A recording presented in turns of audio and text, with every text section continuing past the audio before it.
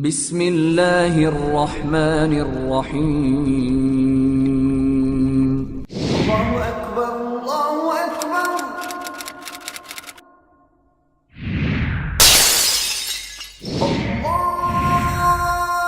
الله أكبر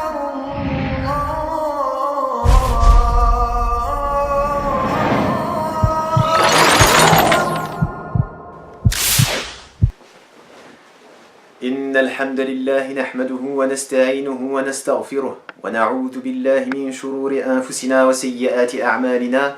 من يهده الله فلا مضل له ومن يضلل فلا هادي له، وأشهد أن لا إله إلا الله وحده لا شريك له، وأشهد أن محمدا عبده ورسوله. قد قال تعالى في سورة آل عمران: يا أيها الذين آمنوا اتقوا الله حق تقاته ولا تموتن إلا وأنتم مسلمون. وقد قال في سورة النساء: يا أيها الناس اتقوا ربكم الذي خلقكم من نفس واحدة وخلق منها زوجها وبث منهما رجالا كثيرا ونساء، فاتقوا الله الذي تساءلون به والأرحام إن الله كان بكم رقيبا. وفي سورة الأحزاب قائلا: يا أيها الذين آمنوا اتقوا الله وقولوا قولا سديدا يصلح لكم أعمالكم ويغفر لكم ذنوبكم ومن يطع الله ورسوله فقد فاز فوزا عظيما. أما بعد. Le sujet d'aujourd'hui, la thématique d'aujourd'hui portera sur une thématique sulfureuse, d'actualité, mais aussi générale, sur une toile de fond à la fois scripturaire et actuelle, à savoir le sujet, la thématique de l'esclavage en islam, ou de l'islam et de son rapport à l'esclavage. Et il est à noter que de la part des détracteurs de l'islam, ce sujet est un sujet qui constitue du pain béni en réalité, car on cherche par tous les moyens à attribuer à l'islam ce qui lui est étranger. On cherche à l'accuser de tous les maux. En effet, ces polémiques suscitées par ces détracteurs, qu'ils soient de confession ou pas, d'une confession monothéiste ou d'une confession polythéiste, parce qu'on oublie souvent, très souvent, que le terme confession, le terme religion ne renvoie pas seulement au monothéisme, mais bel et bien aussi, et le plus souvent, dans la majorité des cas, au polythéisme.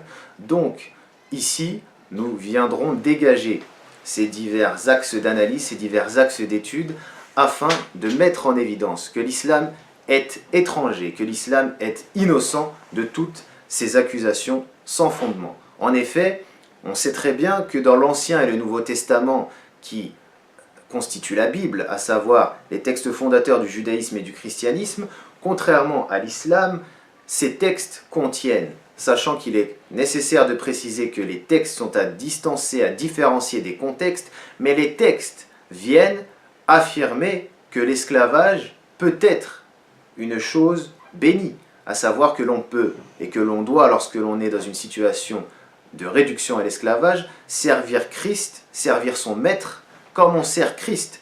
Donc c'est un acte d'adoration que d'être esclave, que d'être réduit à l'esclavage dans d'autres civilisations, dans d'autres religions, au sein d'autres croyances. Donc ceci est étranger de l'islam, car l'islam, lui, vient pour l'affranchissement des esclaves, vient à un moment où l'on a besoin de réinsérer socialement, historiquement parlant, ceux qui ont subi l'esclavage, et même ceux qui, à notre époque, peuvent encore subir l'esclavage dans certaines parties du globe, afin de les faire réintégrer la société de manière progressive. Parce que si on, comme certaines civilisations ont pu le connaître, affranchit l'esclavage d'un coup, comme en 1848, où nous avons Victor Schœchler avec son ami Albert Pike, idéologique bien sûr, ils n'ont pas été proches en soi, mais au niveau idéologique, ils l'ont été. Ces deux hommes d'obédience maçonnique qui, lorsqu'en 1848 débutent ce qu'ils appellent l'abolition de l'esclavage, passent d'un stade d'esclavagisme à un stade de rabaissement qui est beaucoup plus subtil, qui est beaucoup plus fin, qui est celui de l'imposition et de l'installation du code de l'indigénat. On est passé donc de l'esclavage à l'indigénat. Donc l'esclavage européen qui est en cela bien différent de l'esclavage au sein de l'islam ainsi qu'au sein du judaïsme et du christianisme. Les trois dits monothéismes sont donc étrangers à cela. Le fait est que ces détracteurs ont un agenda qui est clair, un agenda d'attaque, un agenda qui n'a pas la paix, qui n'a pas la symbiose pour leitmotiv. On ne veut pas rassembler les gens de cette manière-là. On ne veut pas les amener à s'unifier sur le plan humain, sur le terrain même idéologique. Ce que l'on veut faire en attaquant l'islam gratuitement, en lui amenant, en amenant au moulin de ces dits détracteurs les arguments constituant l'eau nécessaire à ce que cet argumentaire puisse se solidifier, en faisant ça, on ne fait qu'agrandir en réalité cette fracture, non pas seulement sociale pour reprendre les termes de Chirac, mais humaine, entre les diverses communautés. Donc ici, il est nécessaire de clarifier cette question. L'attitude de l'islam face à l'esclavage, on le sait tous, est complètement différente. Si l'on compare ces 10 arguments, ces pseudo-vérités qui accusent l'islam et la réalité textuelle. L'islam affirme qu'Allah, puissant et majestueux, a créé l'homme, l'a rendu entièrement responsable de ses actes et lui a donné des charges religieuses dont l'exécution ou l'inexécution dépendent de son libre arbitre et qui lui vaudront soit la récompense, soit le châtiment et, in extenso, le supplice éternel. Aucun être humain ne peut restreindre cette volonté ou annuler injustement cette liberté de choisir. Quiconque essaie de le faire est on ne peut plus injuste. Voilà un des principes clairs de l'islam concernant le chapitre de l'esclavage. Si quelqu'un pose la question, l'islam, cette religion de paix, comment l'islam peut-il autoriser l'esclavage? Comme nous l'avons dit en introduction, il est question de répondre sans honte que l'islam permet dans des conditions précises de réduire ou de récupérer un individu qui a déjà connu cette situation d'esclavage, de ne pas la franchir directement dans une intention, dans une volonté de pouvoir le libérer plus tard. Mais le propos étant sur la situation de l'esclave en islam en soi, attardons-nous sur sa situation en soi et sur les prérogatives qui sont mises à disposition. Certes, l'esclavage existe. Certes, l'esclavage est une réalité en islam. Mais les multiples voies légales permettant le recouvrement de la liberté et les nouvelles formes d'esclavage répandues dans le monde dominé par la civilisation contemporaine, par la civilisation progressiste et moderne, sont deux choses totalement opposées. Car justement, lorsque l'on est esclave sous un régime qui est tout sauf islamique, on est esclave, ou alors sous un régime islamique mais pratiqué, appliqué d'une manière déviante, hérétique, oui, là, on vit bien sûr sous une soumission, on vit sous une domination, en état de soumission qui est à qualifier d'horreur. Comme nos frères noirs en Libye, et j'appuie sur le fait que nos frères noirs, nos frères musulmans ou pas, parce qu'il y a des musulmans, une majorité de musulmans parmi eux qui sont aujourd'hui esclavagisés en Libye pour leur simple couleur. Donc la Libye qui aujourd'hui n'est plus sous le commandement de Kadhafi, on le sait tous, connaît aujourd'hui un esclavage racialiste, racial, comme l'Afrique, comme l'Arabie aussi à une certaine époque, et aujourd'hui l'Inde, l'Asie de manière générale, connaît pour une question de couleur, pour une question de pigment, donc pour des raisons ethnico-religieuses. Et il est terrible de voir que même des musulmans, et comme je l'ai dit, à majorité ce sont des musulmans qui sont réduits en esclavage par d'autres musulmans. Donc ce qui donne, comme on a dit, des arguments aux détracteurs. Cependant, grâce à ces textes, l'islam a adopté une attitude ferme. À ce propos, Allah le Très-Haut dit dans un hadith sacré, Qudusi, c'est-à-dire une parole du prophète, une parole d'Allah, subhanahu wa ta'ala, rapportée par le prophète en la matière. Au jour de la résurrection, je serai l'adversaire de 3 personnes, et quiconque est mon adversaire sera vaincu. Parmi les 3 personnes, il a cité un homme qui a vendu une personne libre et utilisé son prix, rapporté par Al-Bukhari, hadith 2227. Il est remarquable, comme je l'ai dit en introduction, que l'on ne trouve aucun texte dans le Coran et la Sunna qui véhicule l'ordre de réduire les gens à l'esclavage. Bien au contraire, les versets du Coran et les hadiths du messager d'Allah, sallallahu alayhi wa sallam, paix et bénédiction de Dieu soit sur lui, comportent des dizaines de textes qui exhortent à la libération et à l'affranchissement des esclaves. À l'avènement de l'islam, l'esclavage avait des sources nombreuses et les voies et moyens d'y mettre fin quasiment inexistantes. Dans ces dispositions législatives, l'islam a inversé la vision traditionnelle des choses, multiplié les moyens de libération des esclaves et fermé les portes qui conduisaient à l'esclavage et émis des recommandations dans ce sens. L'islam a de manière claire et authentique limité les sources de l'esclavage qui existaient avant l'avènement du message mohamédien, avant l'avènement du message coranique. Et n'en a retenu qu'une seule, à savoir la captivité consécutive à une guerre, et concernant des prisonniers négateurs. Je m'explique. Lorsque je parle de négation, je parle du fait de... Je pourrais même parler de négationnisme, c'est-à-dire aujourd'hui dans notre société, si on adopte une attitude ou une idéologie négationniste, on aura des désagréments très grands, bien sûr qui ne vont pas jusqu'au stade de l'esclavage, parce qu'on a dépassé ce stade depuis quand même quelques siècles, malheureusement pas dans les colonies françaises jusqu'à aujourd'hui. Les ex-colonies françaises et les colonies françaises existantes jusqu'à aujourd'hui connaissent encore le régime de l'esclavage. Mais cette notion de négation, cette notion de kufr, en temps de guerre, et seulement dans le cas de la captivité d'un ennemi, d'un combattant ennemi, là, l'esclavage existe. La réduction au statut de domestique. Et c'est en réalité plus un statut de domestique que d'esclave, car nous allons le voir, grâce aux sources authentiques, l'esclave en islam est l'égal du maître, est l'égal du frère, comme le prophète dit, il dit que les esclaves ne sont que vos frères, qu'Allah a mis entre vos mains. Nourrissez-les de ce dont vous vous nourrissez, habillez-les de la manière dont vous habillez, etc., etc. Donc le Coran est simple, clair et précis.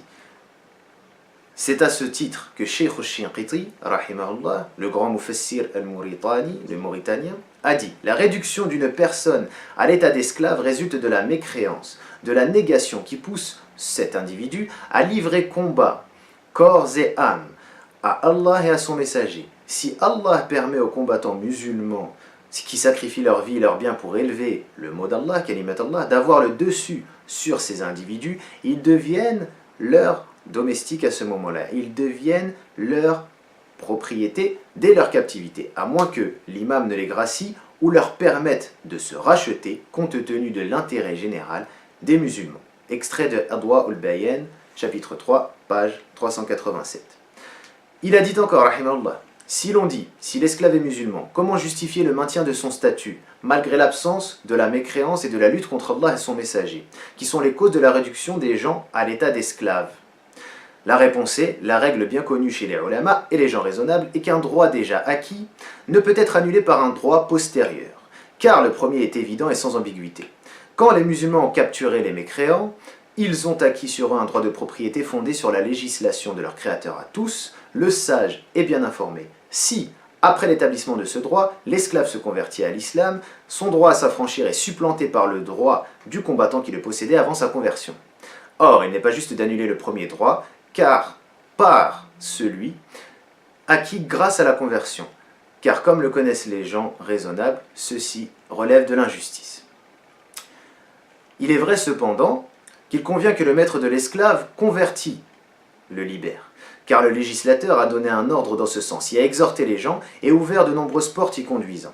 Gloire à Allah qui nous donne ces lois claires et évidentes pour ne pas dépasser, pour ne pas aller dans l'abus. Et encore une fois, nous allons arriver par étapes à ce qu'il en est totalement de cette thématique en islam. Comme Allah le dit dans la sourate 6, verset 115, « Et la parole de ton Seigneur s'est accomplie en toute vérité et équité. Nul ne peut modifier ses paroles, il est l'audient, l'omniscient, celui qui entend, celui qui sait. » Le terme vérité renvoie ici aux informations et le terme équité au jugement, al-ahkam. Nul doute que la propriété qui résulte de l'esclavage, comme les autres dispositions du Coran, sont justement fondées. Rien n'est laissé au hasard. Comme il est dit dans ce petit C'était extrait de Adwa al-Bayan, cette fois-ci page 389 et toujours au chapitre 3 du Cheikh al-Shinqiti, que deux fois on met en cause une parole pour la seule raison de ne pas l'avoir bien comprise. Ainsi, la captivité résultant de la guerre était à l'époque une des plus fréquentes apparences de l'esclavage, car toute guerre laissait des captifs, et la coutume répandue voulait que les captifs ne puissent jouir ni de droits ni de respect, ceci c'était avant l'islam. Et leur sort variait entre l'exécution et la réduction à l'état d'esclave. C'est pour ça que l'islam est venu, afin de cadrer ces règles-là. L'islam, justement, offrit deux autres choix, le pardon et le rachat. À ce propos, le Très-Haut dit, dans Sourate 4, An-Nisa, verset 47, ensuite, c'est soit la libération gratuite, soit la rançon.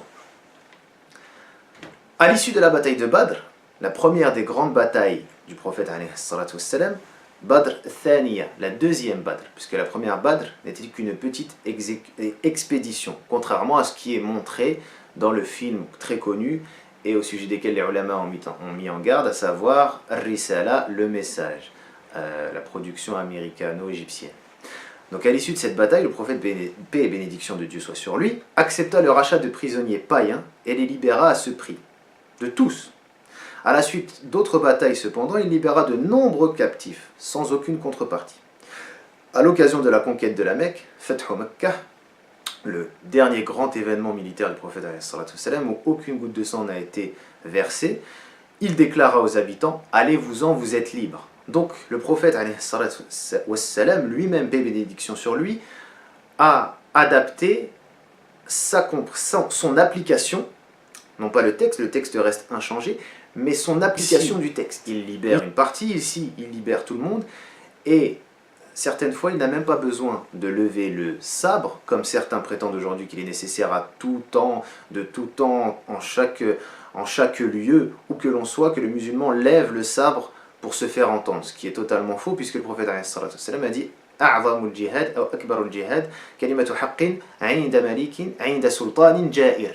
Le plus grand hadith sahih, le plus grand des jihad, c'est de dire une parole de vérité près, ja'ir, c'est la proximité, près d'un dirigeant, d'un sultan, d'un roi, ou même d'un président, parce qu'on peut être président de la République et être un tyran, mais de dire la vérité à ses côtés, en restant près de lui. Ça, c'est le plus grand des jihad, puisqu'il est là le courage.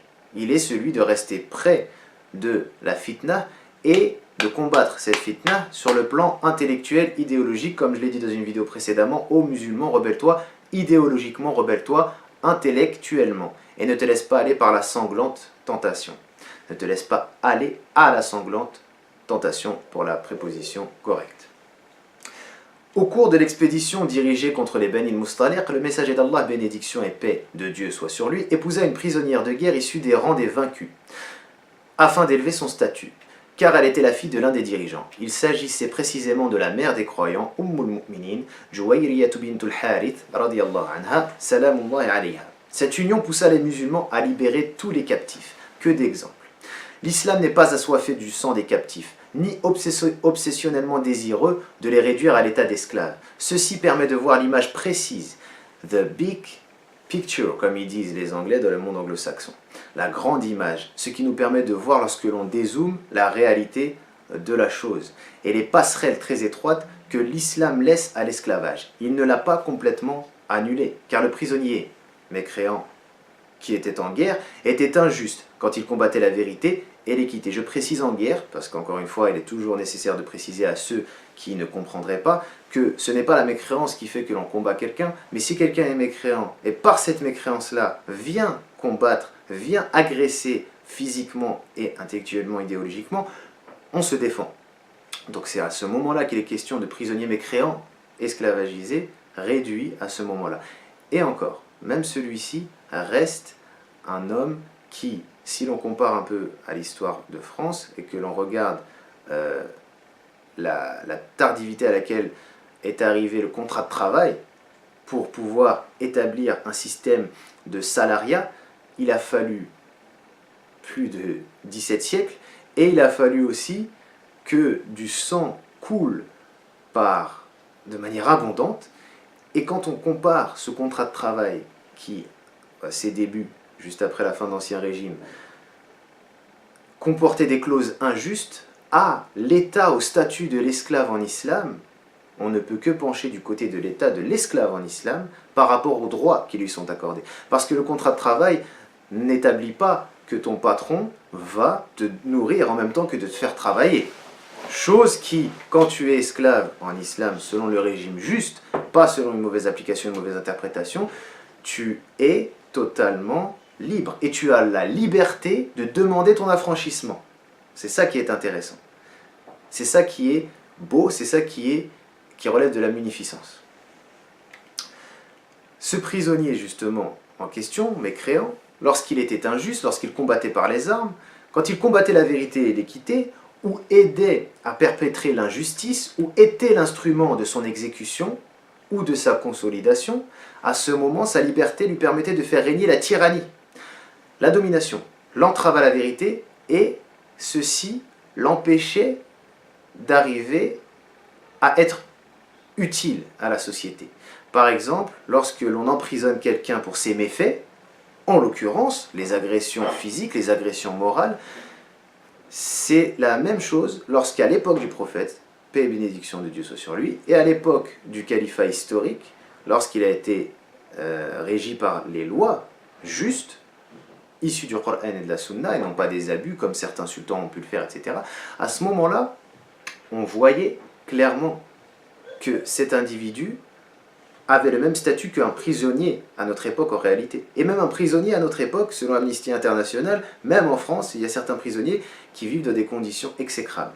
Et l'esclavage des Dravidiens en Inde, et l'esclavage des Rohingyas par les Birmans, et l'esclavage des Noirs en Afrique, en Libye, et en Mauritanie plus particulièrement, pour être plus précis, ces individus-là vivent dans des conditions qui sont plus exécrables, qui sont pires de manière infinie comparée à celle de l'esclave en islam. C'est ça qui est ici nécessaire, c'est ça qu'il est nécessaire de rappeler. Certes, la liberté est un droit fondamental de l'homme, et il ne peut en être privé que pour une cause accidentelle. Quand l'islam autorisa l'esclavage dans les limites que j'ai expliquées, il l'a réservé à l'individu qui fait de sa liberté la pire exploitation. Quand un tel individu tombe en captivité au cours d'une guerre qu'il a perdue, il est juste de le garder un temps, tout en le traitant de façon décente. En outre, de nombreuses possibilités de recouvrer la liberté sont accordées par l'islam à tous ceux qui se retrouvent dans cette situation de réduction. Les bases du traitement esclavagiste, entre guillemets, du traitement islamique, à proprement parler, de l'esclave, renferment justice, bienveillance et clémence.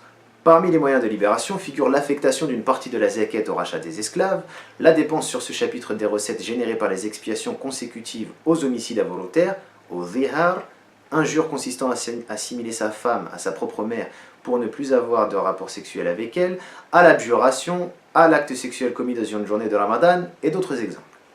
À quoi s'ajoute un appel sentimental et pathétique adressé à tous pour l'affranchissement des esclaves afin de complaire à Allah. Ce que l'on peut voir parmi les règles relatives à la gestion islamique de l'esclavage, c'est que nous avons premièrement la nécessité d'assurer la nourriture et l'habillement dans les mêmes conditions que soi-même si l'on est le maître. D'après Abu Dharr, radiyallahu anhu, salamullahi alayhi, le messager d'Allah, bénédiction et salut soit sur lui, dit « Ils, les esclaves, sont vos frères qu'Allah a placés entre vos mains. Quand Allah place entre les mains de l'un d'entre vous son frère, qu'il le nourrisse de sa propre nourriture et l'habille comme il le fait pour soi-même, et ne lui impose pas un labeur qui dépasse ses forces. Si toutefois il le faisait, qu'il l'aide. » Rapporté par Al-Bukhari, 6050. C'est impressionnant de voir la précision, la parcimonie que le prophète donne ici, exprime ici. Car je n'ai vu dans aucun texte, je n'ai vu au sein d'aucune civilisation des prérogatives aussi précises quant à l'état de l'esclave. À savoir que, encore une fois, si l'on compare au contrat de travail, si l'on regarde le travail en intérim aujourd'hui dans les usines, de manière générale en entrepôt, le chef d'équipe lui-même va avoir du mal à t'aider, va avoir du mal à se retenir de te donner un labeur qui dépasse tes forces. Lorsque tu lui rappelles la loi de travail, les lois de travail, etc., là peut-être qu'il va se retenir. Mais autrement, tu peux rester même le dernier après que tout le monde soit parti et être exploité encore, sans même que tes heures ne soient comptabilisées comme des heures supplémentaires de travail. Donc ici, on répète ce hadith-là, rapporté par Abu Dharr, où il dit que le prophète a dit que les esclaves sont vos frères qu'Allah a placés entre vos mains. Lorsque Allah place l'un de vos frères entre vos mains, qu'il le nourrisse de sa propre nourriture et l'habille comme il le fait pour soi-même et ne lui impose pas une charge, un labeur qui dépasse ses forces, si toutefois il le faisait, qu'il l'aide, si toutefois il le faisait, qu'il l'aide, si toutefois, j'appuie encore une fois, il le faisait, qu'il l'aide, rapporté par Al-Bukhari, hadith 6050. Deuxièmement, il est question de la sauvegarde de leur dignité. Encore une fois, lorsqu'il est question d'esclavage contemporain, lorsqu'il est question d'esclavage européen, lorsqu'il est question d'esclavage radanite, lorsqu'il est question d'esclavage judéo-arabe, à savoir qu'au XIIIe siècle, il existait une tribu juive maghrébine, donc arabo-judéo-arabe, si on peut se permettre encore une fois cette appellation, qui se tenait aux premières loges de l'esclavagisme, qui était en première ligne de la traite négrière. Et souvent, on rejette cette information, on rejette ces faits-là, qui sont pourtant avérés historiquement et confirmés. Donc, même à cette époque-là, où justement les civilisations s'entrechoquaient, où justement les musulmans eux-mêmes étaient impliqués dans la traite négrière de manière forte et de manière honteuse, les musulmans qui comprenaient les textes, qui avaient un rôle politique majeur, arrivaient, en se basant de nouveau sur les textes, à freiner cette horreur, à freiner ce crime, à freiner cette gravité. Donc on voit bien que toute personne, même si tu n'es pas croyant, même si tu n'es pas musulman, tu te réfères à ces textes-là par curiosité, tu verras que c'est empli et rempli de sagesse et d'équité. Ça n'a aucun strict rapport avec les agissements de certains musulmans, avec les agissements par exemple des Almohades, ou des Almorabites, ou même des Abbassides, ou certains Omeyyades, vis-à-vis des musulmans. Et lorsque je cite ces dynasties califales et sultanales, je ne fais pas la généralité encore une fois. Je parle bien du fait que parmi ceux-là, il y a eu des Umara et des Salatines qui ont été injustes, et qui, à cause de leurs agissements, nous avons encore cette image-là de l'arabe esclavagiste qui réduit le noir à l'état de sous-homme. Alors qu'en réalité, comme le prophète alayhi salatu wassalam a dit, La fadla li arabiyyin ala ajami wala li abyadin ala aswad illa bit taqwa.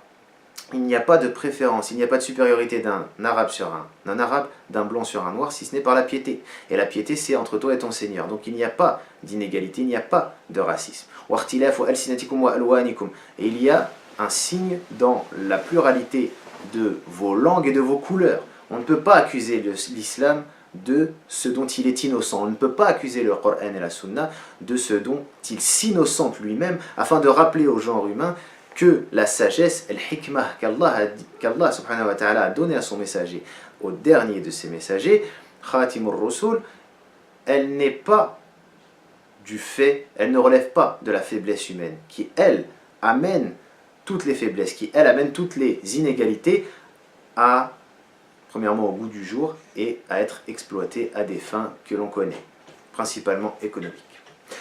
La sauvegarde de la dignité de l'esclave ainsi, dont il est question ici, on le voit dans le hadith rapporté par Abu Hurairah, salamullahi alayhi, qui affirme avoir entendu Abu al-Qasim, le prophète, paix et bénédiction de Dieu soit sur lui, dire « Quiconque accuse injustement son esclave d'adultère sera flagellé au jour de la résurrection, à moins qu'il ne dise la vérité », rapporté par Al-Bukhari, hadith un peu plus loin, 6858. 8 hadiths plus loin, on retrouve ça. Et c'est là où l'on voit la gravité dans laquelle nous, musulmans, sommes aujourd'hui, à savoir que l'on accuse à tout va une fille simplement parce qu'elle a une tenue légère d'être une fornicatrice. Alors que là, il s'agit d'un esclave qui est donc ton frère entre tes mains, que tu contrôles, que tu, si on veut grossir la chose, que tu maîtrises. Et tu l'accuses d'adultère. Et le prophète, alayhi salatu wassalam, te menace de flagellation dans l'éternité. Alors que dire de ta sœur, de ta cousine, de ta voisine, d'une amie, ou même de ta propre mère pour les pires d'entre nous, simplement, c'est grave, attention, pour une femme de ne pas couvrir sa nudité, mais d'aller l'accuser de fornication parce qu'elle s'habille légèrement, par exemple, on est très loin du compte lorsqu'on lit ce hadith, lorsqu'on se tourne vers ce texte encore une fois. Donc les textes ont des contextes. Et lorsqu'ils sont compris dans leur contexte, et même sans leur contexte, lorsque l'on lit ces textes-là qui ont une portée universelle, une portée immuable, subhanallah, on voit que l'islam amène la justesse. Et on voit encore une fois, je rappelle que toute religion, à la base, même polythéiste, amène une morale sur terre. Mais l'islam, étant la dernière des religions, des trois religions révélées, amène cette entièreté, cette sapience, cette grande sagesse qui est de, premièrement, nourrir, habiller et sauvegarder la dignité de son esclave, ainsi que toutes les autres conditions qui s'y rapportent. Après avoir affranchi un esclave, voici encore une fois un autre athar, cette fois-ci, Ibn Omar prit un fragment de bois ou un objet et dit « Cet acte ne me procurera pas l'équivalent de celui-ci en termes de récompense. J'ai affranchi l'esclave et je porte un morceau de bois, mais cet acte d'affranchir l'esclave ne me procurera pas l'équivalent de celui-ci. Car j'ai entendu le messager d'Allah, bénédiction et salut soit sur lui, dire « Quiconque gifle ou frappe son esclave doit l'affranchir pour expier son acte. » Allahu Akbar. Rapporté par Muslim, hadith 1657. Le prophète met la condition ici que s'il y a violence envers son esclave, alors que dire de violence envers sa propre femme, violence envers une personne libre, violence envers son esclave, on doit l'affranchir pour expier son acte. Donc ici, on a encore une deuxième condition, qui est qu'il est nécessaire de respecter celui qui est réduit, qui, justement, par des conditions non voulues, puisque la guerre c'est quelque chose qui est non voulu en islam, c'est pour la défense, c'est pour la conquête de territoire, pour bien sûr élargir le message de l'unicité, et aussi pour faire, et avant tout, faire chuter la tyrannie et libérer les personnes. Donc, lorsque, dans une certaine œuvre de fiction actuelle récente, on voit qu'un certain monarque affranchit tous les esclaves pour pouvoir leur redonner une justice sociale, cet individu, ce dirigeant, se rend compte de son erreur. Et ce que l'on peut voir en islam, c'est que par exemple, il y a une dynastie des Memlouks qui ont été des esclaves princes, qui ont été des esclaves umara, des chefs d'État esclaves. Et c'est là où le prophète nous dit « Alaykum bis-sam'i wa ta'a wa in ta'ammara alaykum abdun habashi » ce qui veut dire « Je vous enjoins », c'est dans les 40 Nawawiya pour ceux qui veulent savoir, parce que encore une fois c'est une référence de base pour tout talibul ilm, que il est nécessaire d'avoir cette notion d'obéissance et d'écoute envers le dirigeant musulman, et même si c'est un esclave, et il appuie sur la notion d'absence de racisme, d'antiracisme, noir, éthiopien, qui prend le pouvoir de force. Donc le prophète te dit, un noir, c'est un être humain comme toi. Noir, le prophète te dit un noir, même s'il est esclavagisé, parce que malheureusement l'homme noir est l'homme qui a, avec les Dravidiens, hein, l'homme noir d'Afrique, et avec le Dravidien, c'est-à-dire l'homme noir d'Inde, qui subit le plus fortement l'esclavage depuis, en tout temps, de tout temps, à vérifier, vous pouvez regarder dans tous les livres, dans tous les écrits, il est nécessaire de savoir cela.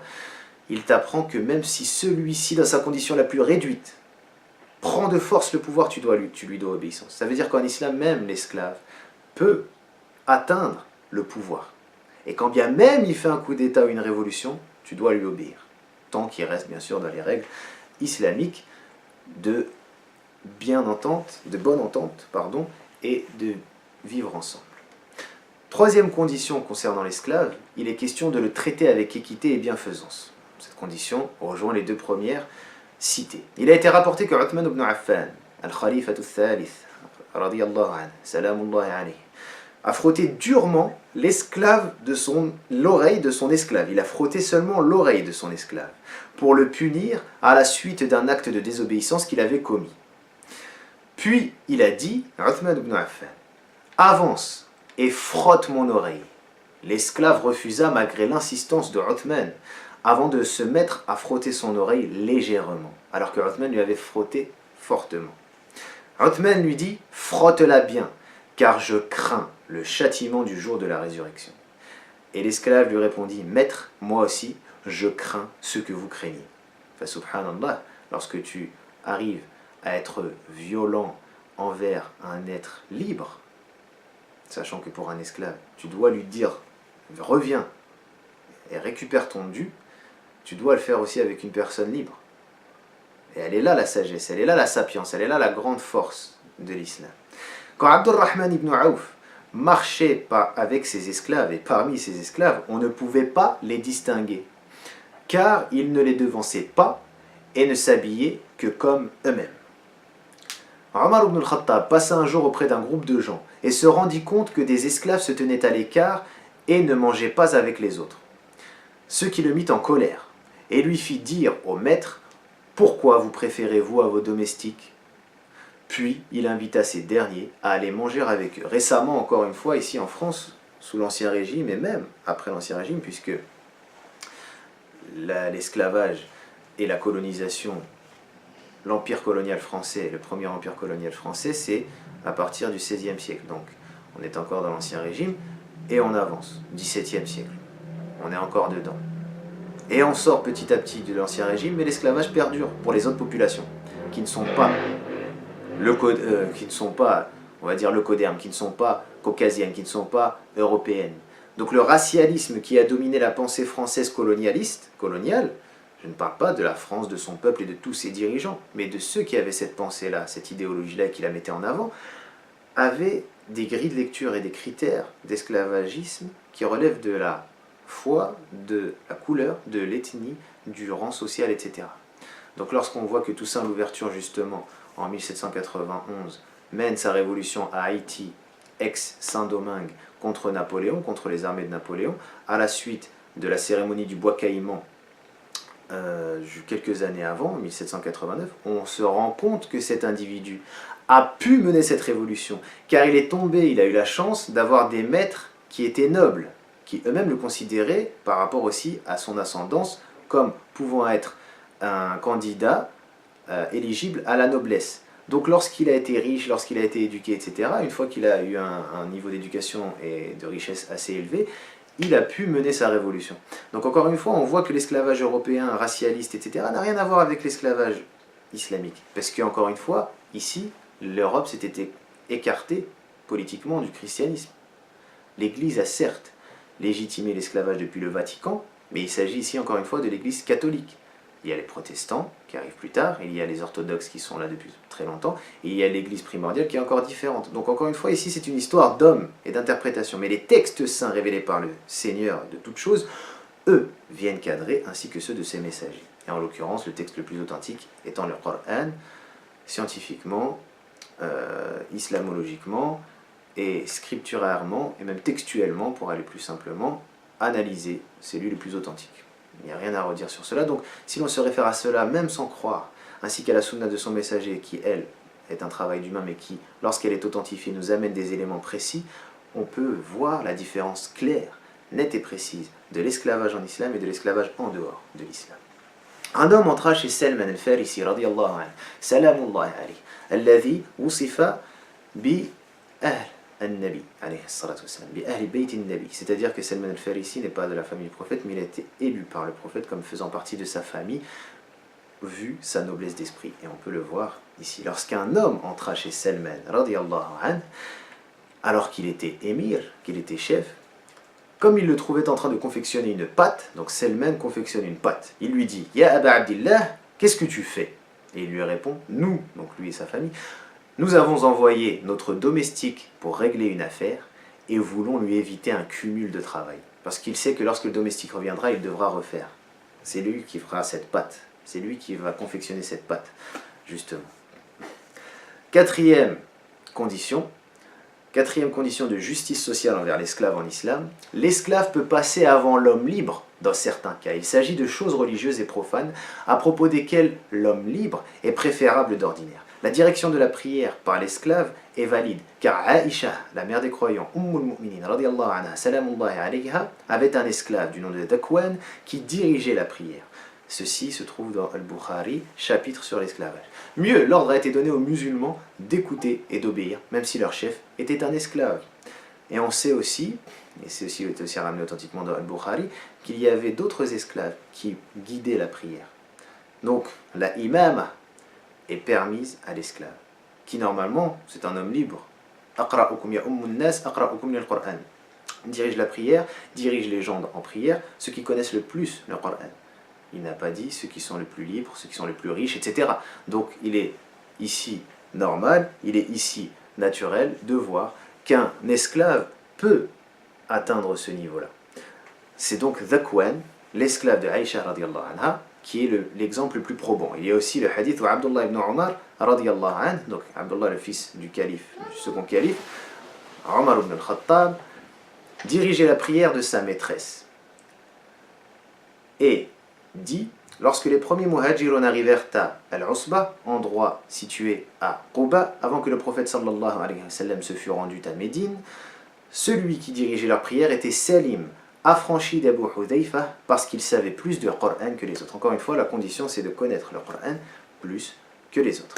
Et d'après Anas ibn Malik, radiyallahu anhu, le prophète sallallahu alayhi wa sallam a dit, écoutez et obéissez, même si celui qui s'est donné, entre guillemets, qui s'est attribué le pouvoir, celui qui a pris le pouvoir par la force, est un abyssin dont la tête semble comme un paquet de raisins secs.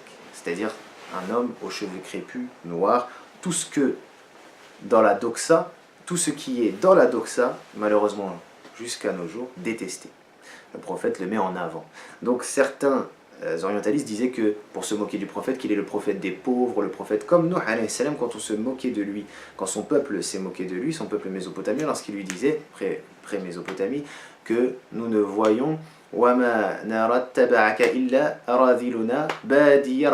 et nous ne voyons que ceux qui te suivent ne sont que des gens pauvres, des va-nu-pieds avec des idées basses, des gens qui n'ont pas des idées élevées, donc un intellect bas et des moyens financiers bas. Mais ce système d'élitisme est totalement rompu, totalement détruit par le prophète alayhi salatu wassalam. Ici, il est bien question de destruction d'une chose mauvaise. La cinquième condition étant que l'esclave a possibilité de se racheter lui-même. Si après coup l'esclave s'amende, oublie son passé et devient un homme de bien, peut-on lui permettre de recouvrer la liberté? C'est une question que l'on se pose tous. Eh bien oui, l'islam pense qu'on doit répondre favorablement à sa demande, quelle qu'elle soit. Certains pensent que c'est une obligation, attention, et d'autres soutiennent que c'est une recommandation. Regardez là où a lieu le débat en islam, entre obligation et recommandation. Il n'a pas lieu entre oui ou non.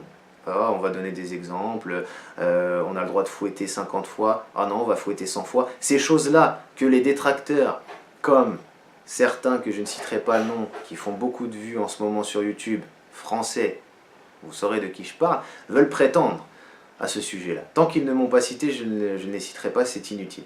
Mais ces gens-là disent que chez les savants musulmans, il y a eu débat entre savoir si on donne 100 coups de fouet ou 50. Totalement faux.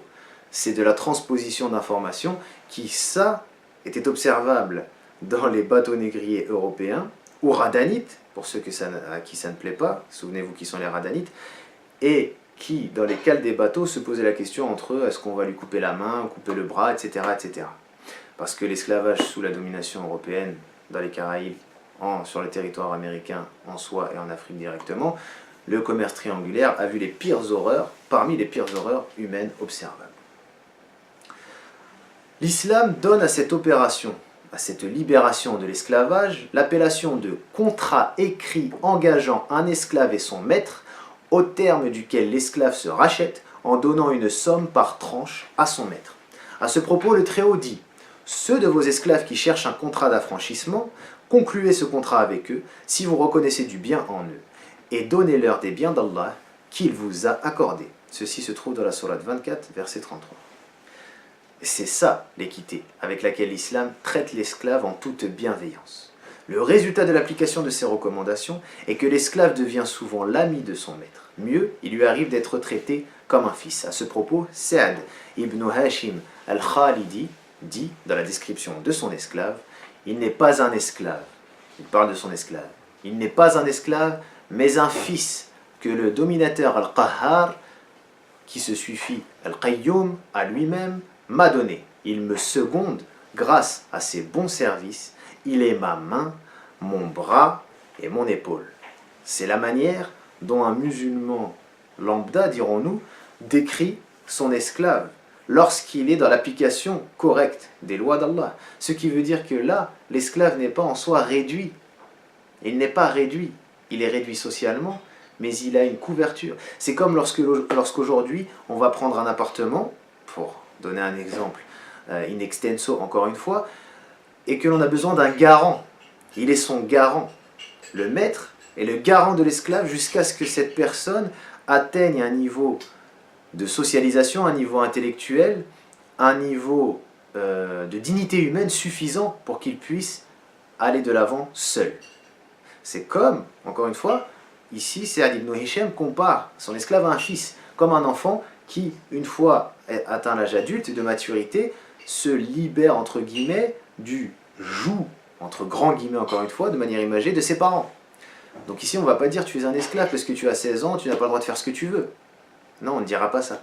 Par contre, on fait passer plein de lois, pédophiles, qui permettent que, même bien en dessous de 16 ans, on puisse choisir un partenaire qui en a 20 de plus, etc. etc. Là, des gens qui travaillent au Parlement européen ne seront pas gênés par cela. Par contre, ces mêmes personnes-là, qui sont engagées sur le terrain politique, viendront accuser l'islam de leurs propres mots. Donc, je parle de cela, je fais des références à cette parabole par rapport à ce que j'ai expliqué tout à l'heure, ce que j'ai exposé, à savoir la transposition d'informations.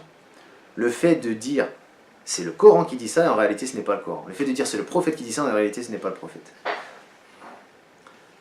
Le bon traitement que les musulmans réservent donc aux esclaves a poussé bon nombre de ceux-ci à rejoindre la famille musulmane et à devenir en son sein comme des frères qui s'aiment mutuellement comme s'ils faisaient partie de ses membres d'origine. À ce sujet, Gustave Le Bon, le grand auteur, dans son ouvrage intitulé La civilisation des Arabes, pages 450 à 460, écrit « Ce que je crois vrai, c'est que l'esclavage chez les musulmans est meilleur que ce qu'il est chez les autres. Et le statut des esclaves en Orient, de manière générale, est meilleur que celui des domestiques en Europe. » Les domestiques sont en haut des esclaves, et pourtant, sur l'échelle de liberté. Et pourtant, Gustave Le Bon le dit, page 450 à 460. Civilisation des Arabes, pour ceux qui veulent la précision. Il le dit clairement.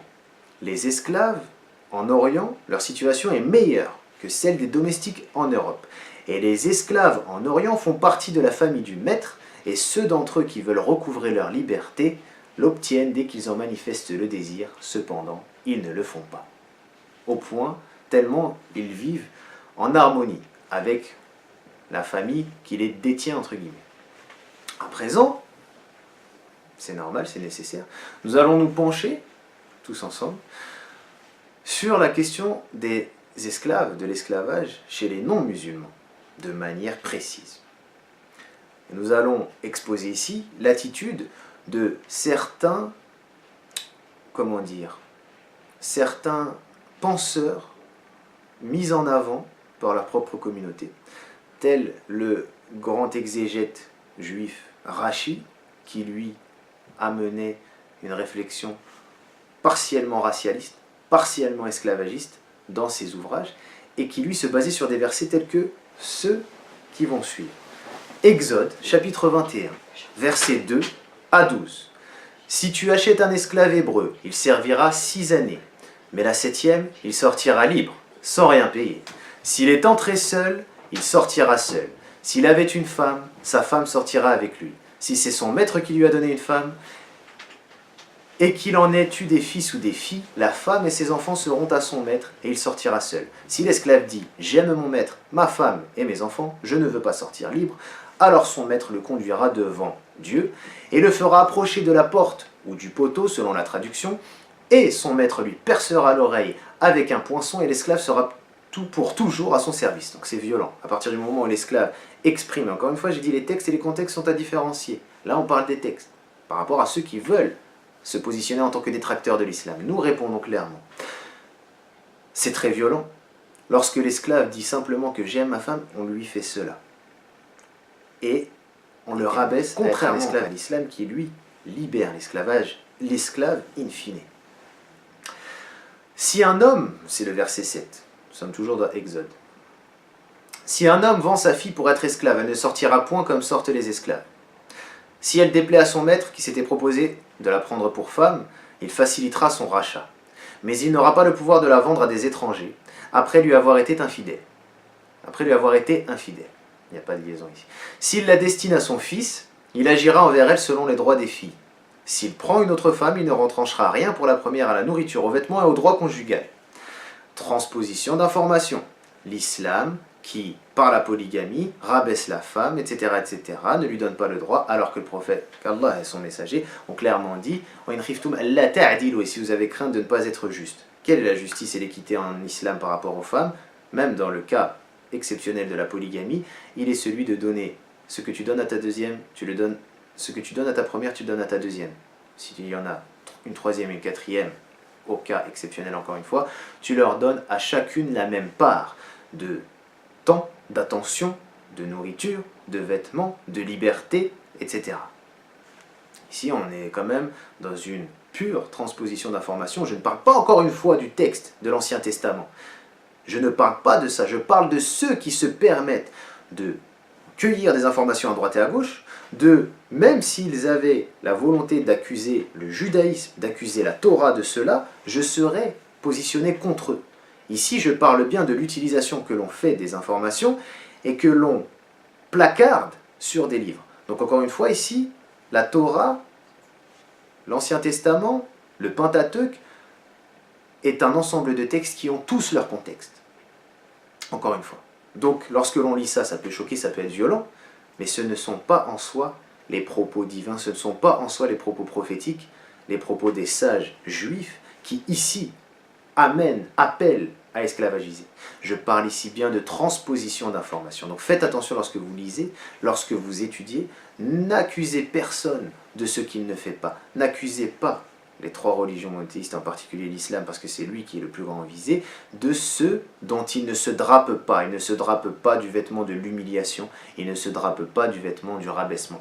Et il est intéressant de voir que lorsque juifs, chrétiens et musulmans arrivent à se réunir pour discuter sans débattre de manière opposée, ça, lorsque l'on voit que cela arrive encore, là on peut parler de famille abrahamique. Mais lorsque certains juifs, certains chrétiens, certains musulmans se positionnent tous en guerre à contrario contre les autres, c'est là où il y a un grand problème, et c'est là où c'est l'islam qui va manger le plus.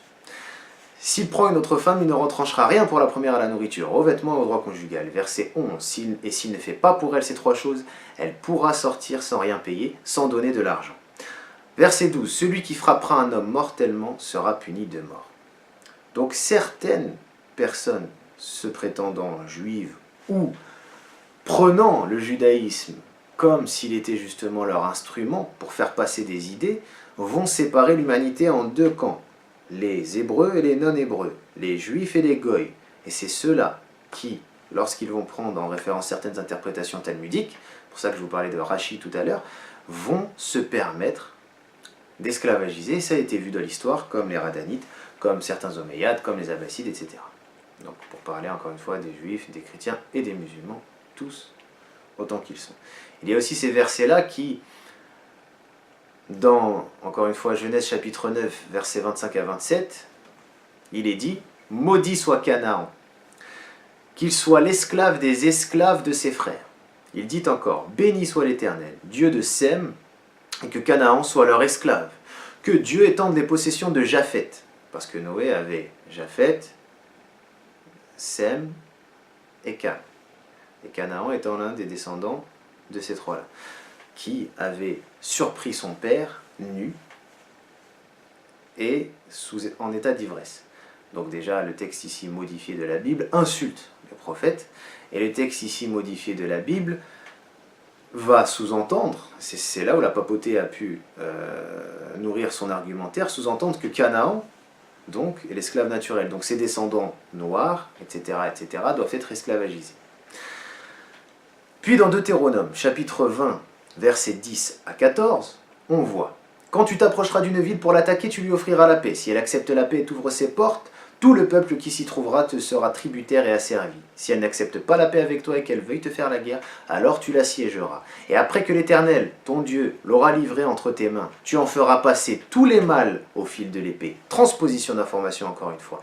On prétend que c'est l'islam qui établit cette loi. On prétend avec l'épisode des Banu Qurayza, qui selon Ibn, non pas Hisham mais Ibn Ishaq, pour le biographe du prophète, aurait assassiné entre 600 et 900 juifs, sachant qu'en réalité, et ça c'est dans Ibn Hisham, la biographie authentique du prophète, que c'est la loi ici mosaïque, judaïque, qui a été appliquée. Et le prophète a dit d'accord, puisque vous voulez être jugé par vous-même, vous serez jugé par vous-même. Et c'est le jugement judaïque sur la base de ces versets, encore une fois, je me positionne comme justifiant que ceci est une mauvaise interprétation de la part des juifs médinois de l'époque, de la région de Médine du moins, que les Banu Qurayza ont été tués à cause d'une mauvaise interprétation. Encore une fois, de la part, non pas ici du prophète, mais de la part d'individus de leur propre communauté.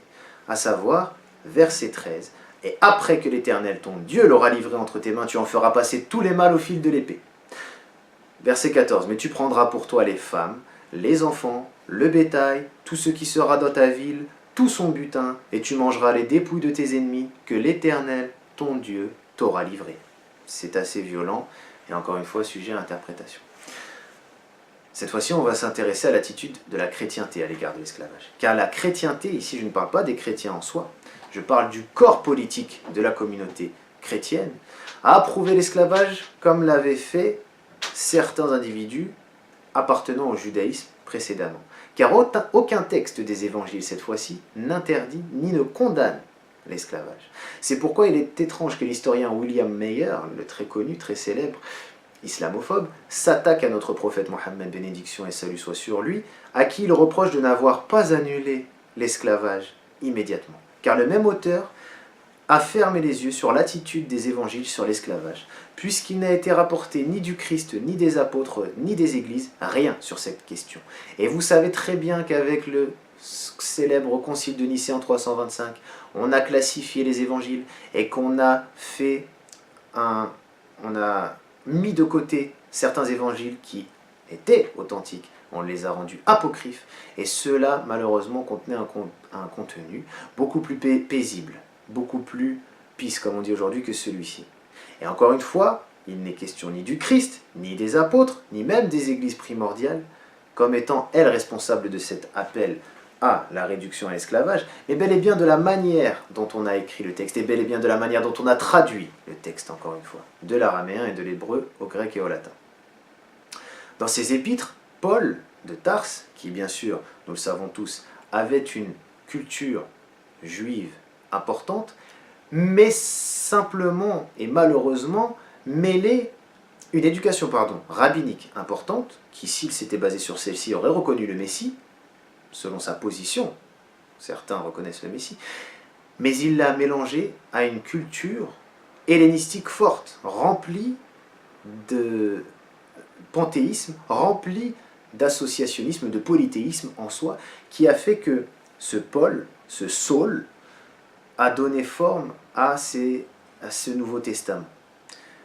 Et lui-même, dans ses épîtres, recommandait aux esclaves d'être sincères dans les services rendus à leur maître. C'est ainsi qu'il est dit dans Épître aux Éphésiens, chapitre 6, versets 5 à 9, « Serviteurs, obéissez à vos maîtres selon la chair. » Il y a la loi de chair et l'autre que vous connaissez. « Avec crainte et tremblement, dans la simplicité de votre cœur, comme à Christ, non pas seulement sous leurs yeux, comme pour plaire aux hommes, mais comme des serviteurs de Christ, qui font de bon cœur la volonté de Dieu. Servez-les avec empressement, comme servant le Seigneur et non des hommes, sachant que chacun, soit esclave, soit libre, recevra du Seigneur selon ce qu'il aura fait de bien. Et vous, maîtres, agissez de même à leur égard, et abstenez-vous de menaces, sachant que leur maître est le vôtre et dans les cieux, et que devant lui il n'y a point d'acception de personne. » Et il est grave, et il est même gravissime de voir que dans le Grand Larousse du XIXe siècle, on lit que l'on ne s'étonne pas de la persistance de l'esclavage au sein des chrétiens jusqu'à nos jours, car les représentants officiels de la religion, encore une fois, les représentants officiels de la religion et non pas les religieux eux-mêmes, l'acceptent et en reconnaissent la légitimité, car on ne va pas nous faire croire que la masse des prolétaires chrétiens est d'accord avec cela. Ici, il s'agit de certaines élites chrétiennes qui, comme le dit le Larousse du XIXe siècle, n'ont pas combattu et ont même reconnu la légitimité de l'esclavage. En somme, la religion chrétienne a complètement, et ça c'est le Larousse qui le dit, admis l'esclavage jusqu'à nos jours, et il serait impossible de prouver qu'elle s'est efforcée de l'annuler. Ça c'est le Larousse qui le dit, et en soi ce n'est pas le christianisme. Il est aussi rapporté que certains ont confirmé que la nature a fait de certains des esclaves. Les hommes d'église, pour beaucoup, n'ont pas interdit l'esclavage et ne s'y sont pas opposés. Bien au contraire, ils l'ont soutenu. Même le philosophe saint Thomas, Thomas d'Aquin, a apporté un soutien philosophique aux chefs religieux. Et, au lieu de s'opposer à l'esclavage, il l'a approuvé, estimant, à l'instar d'autres penseurs, que c'est un statut conforme à la nature donné à certaines personnes. Et il n'est pas incompatible avec la foi de se satisfaire d'un minimum en fait de bien de ce monde. Voir Haqa'iqul Islam par Al-Aqad 215 pour plus de détails quant à la manière dont certains penseurs chrétiens justifient l'utilisation de l'esclavage. Dans le dictionnaire du livre saint du docteur Georges Youssouf, on lit « Certes, le christianisme ne s'est pas opposé aux aspects politiques et économiques de l'esclavage. Il n'a pas non plus suscité une émulation littéraire contradictoire sur ce sujet, ni encouragé une discussion à cet égard, contrairement à l'islam. Il n'a rien dit contre les droits des propriétaires d'esclaves, ni essayé de pousser les esclaves à demander leur libération, ni fait de recherche sur les méfaits de l'esclavage et sa dureté, ni donné l'ordre de libérer les esclaves, et encore moins la liberté pour ceux-ci de réclamer à leur maître un peu plus de liberté, un peu plus d'honnêteté dans leur manière de les traiter, puisque c'est le terme qui convient, et encore moins une diminution des droits des maîtres sur leurs esclaves. Il a maintenu les droits et devoirs reconnus aux deux parties. Il est à présent question, pour conclure, de voir, avant même cette conclusion, ce qu'il en est concernant l'Europe, concernant l'esclavage européen, celui qui a débuté, qui a été institué dès la Renaissance. Puisqu'à cette époque, nous étions à un moment de l'histoire où les sociétés occidentales étaient plongées dans cette renaissance culturelle et dans ce progrès.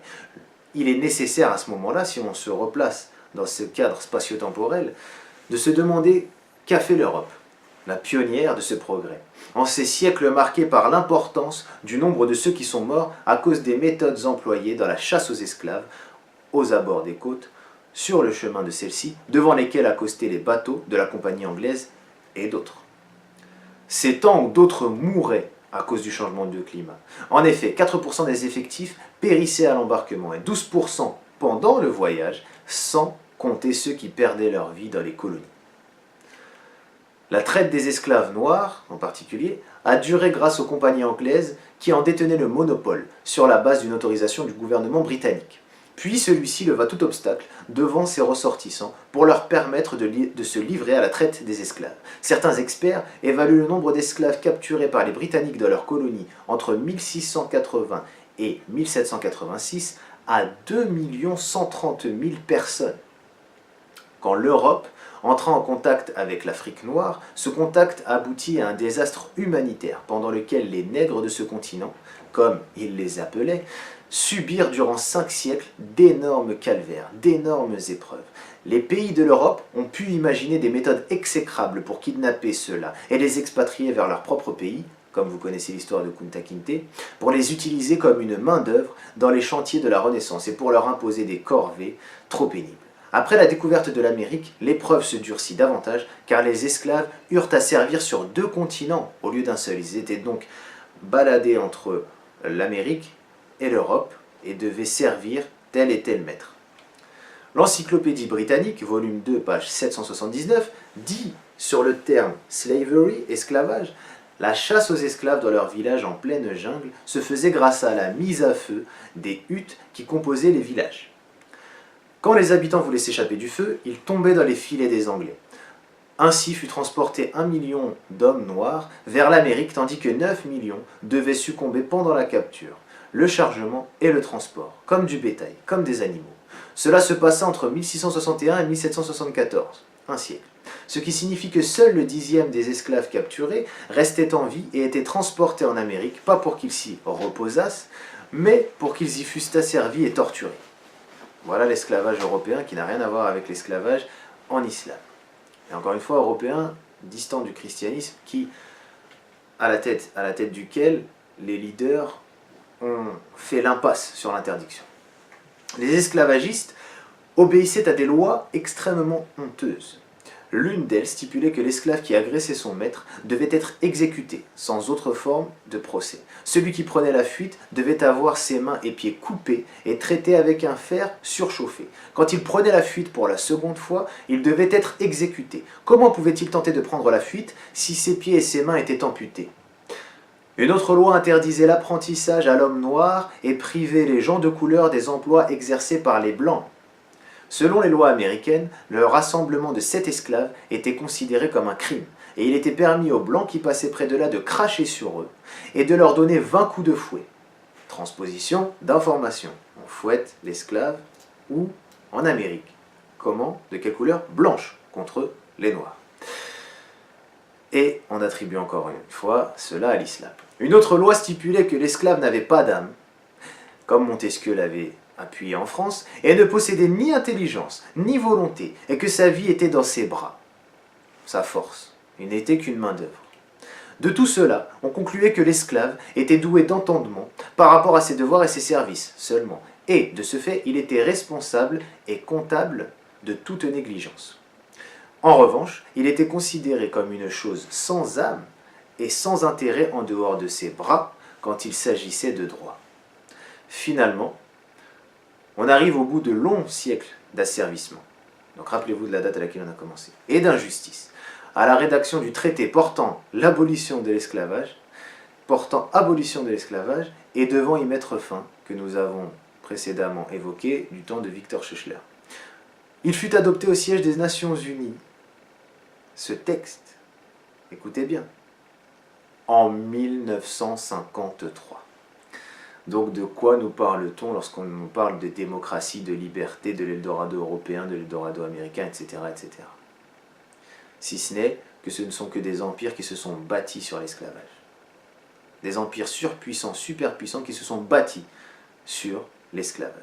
Et dont les descendants de ces maîtres esclavagistes se permettent, une fois de plus, de reproduire le schéma, comme il est question en Amérique, comme il est question en Europe, comme il a été question récemment en Grèce, il y a quelques années de cela, et en Allemagne jusqu'à aujourd'hui, et de tout temps en réalité, avant comme après l'Allemagne nazie, de ségrégation envers les populations qui sont dites non autochtones, et en particulier envers les Noirs, pour leur simple couleur. Et comme je le disais tout à l'heure, l'esclavage en Libye aujourd'hui est un esclavage comme il existe en Arabie Saoudite, et aujourd'hui cet esclavage est quand même combattu depuis le gouvernement Mohammed ibn Salman, MBS, mais cet esclavage d'hommes noirs en Libye, dans les pays arabes de manière générale, dans les pays musulmans, est fait du simple fait de leur couleur. Car là, nous avons des musulmans esclavagisés par d'autres musulmans. Donc c'est bien pour ça que je fais ce comparatif entre religiosité, ethnicité et humanité en réalité. 1953. Il a fallu attendre 1953. Donc entre 1848 et 1953, quand même un bon bout de temps, presque un siècle, quasiment, et on prend tout ce temps-là pour donner naissance, forme, à ce principe d'abolition de l'esclavage. Il est aussi à rappeler, pour finir, pour conclure, que les consciences de ces esclavagistes, qu'ils soient des élites ou du peuple, ne se sont éveillées et réveillées et n'ont connu qu'une petite réminiscence qu'au cours de ce siècle dernier, le XXe, après qu'ils aient construit leur civilisation sur le reste des hommes libres qu'ils avaient dominés et asservis. Rappelez-vous que celui qui asservit un homme libre en islam, celui-là est puni dans le feu éternel, comme nous l'avons rappelé précédemment. Ces gens-là ont justement asservi injustement des hommes libres. L'homme juste, à présent, qui compare, lorsque je dis l'homme, encore une fois, je parle de l'être humain, l'homme comme la femme, juste dans son analyse, dans son jugement, qui compare ces pratiques ignobles aux enseignements de l'islam, vieux de 14 siècles, se rend compte que vouloir incriminer l'islam, à cet égard, rappelle le proverbe qui dit « Elle s'est faufilée après m'avoir inoculé sa maladie, et Allah, c'est mieux ».